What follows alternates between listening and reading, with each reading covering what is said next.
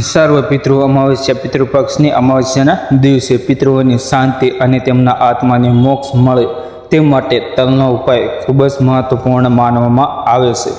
આ દિવસે તલ કાળા તલનો ઉપયોગ પિતૃ તર્પણ, શ્રાદ્ધ અને દાનમાં કરવામાં આવે છે. સર્વ પિતૃ અમાવસ્યાના દિવસે સવારે સ્નાન કરીને સ્વચ્છ વસ્ત્રો ધારણ કરો અને તાંબાના અથવા પિત્તળના પાત્રમાં પાણી લો અને તેમાં થોડા કાળા તલ, જવ અને દૂધ નાખો. દક્ષિણ દિશા તરફ મુખ કરીને પિતૃઓની નામ લઈ તર્પણ કરો.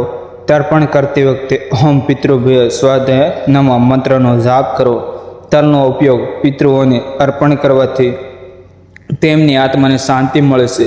શ્રાદ્ધની વિધિ દરમિયાન કાળા તલનો ઉપયોગ અન્ન, ખીર, પૂરી, શાક બનાવવા માટે કરો. શ્રાદ્ધનું ભોજન બ્રાહ્મણ, ગાય અથવા ગરીબ વ્યક્તિને દાન કરો. આ ભોજનમાં તલનો ઉપયોગ કરવાથી પિતૃઓની તૃપ્તિ મળે છે. મિત્રો, તમે બધા જાણો છો કે 21 સપ્ટેમ્બર 2025 એટલે કે રવિવારના દિવસે સર્વ પિતૃ અમાસની તિથિ છે. મિત્રો, આજે રવિવાર છે, જે પિતૃપક્ષના મહિનામાં આવતો સૌથી મહત્વપૂર્ણ રવિવાર છે, કારણ કે આ સર્વ પિતૃની અમાસનો દિવસ છે અને આજે સૂર્યગ્રહણ પણ આવે છે, જે આ દિવસે વધુ વિશેષ બનાવે છે. તમે બધા જાણો છો કે ગુરુજીએ કહ્યું છે કે આ પિતૃપક્ષના મહિનાનું પોતાનું એક અલગ મહત્વ છે.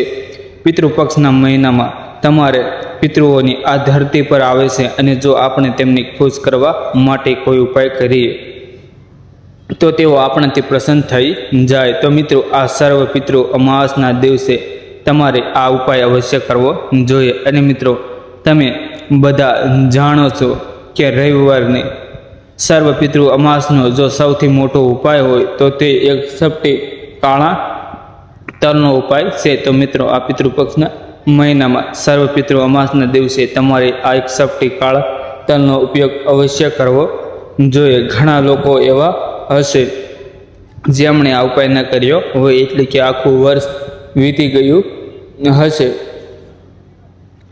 અને તેમણે કોઈ દિવસે આ 1 સપટી કાળા તલનો ઉપાય ન કર્યો હોય. પરંતુ મિત્રો, તમારી પાસે એક આખરી અવસર છે, જે 21 સપ્ટેમ્બરના દિવસે છે.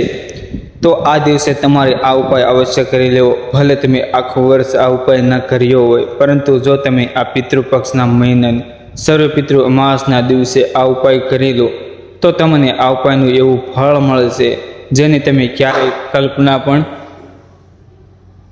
નહીં કરી હોય. તેથી તમે આ ઉપાય એક વખત અવશ્ય કરી લેવો, જેથી આ અવસર તમારા હાથમાંથી ન જાય અને તમને આ ઉપાયનું ફળ મળી શકે. મિત્રો, આ